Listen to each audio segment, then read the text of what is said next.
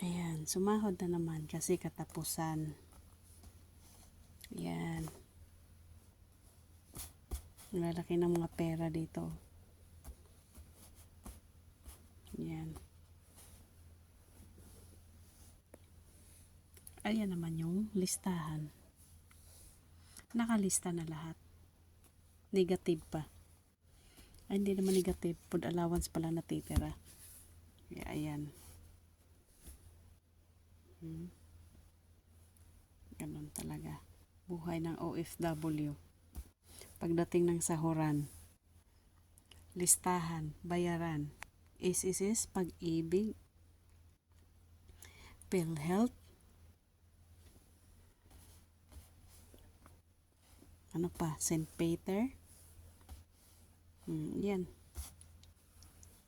Tapos, sa bahay pa. Kaya ayan na lang natitira. Saan ka pa dyan? Listahan.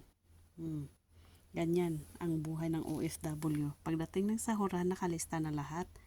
Pati yung mga sa card, yung pang-internet, ayun, nakalista na rin. Yung mga babayarin na kunti, yung mga inutang before ang sahod. Kaya ayan,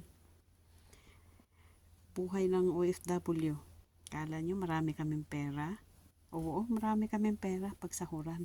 Pero dadaan lang sa kamay namin. Yan lang. Share lang, buhay OFW, abroad pa more.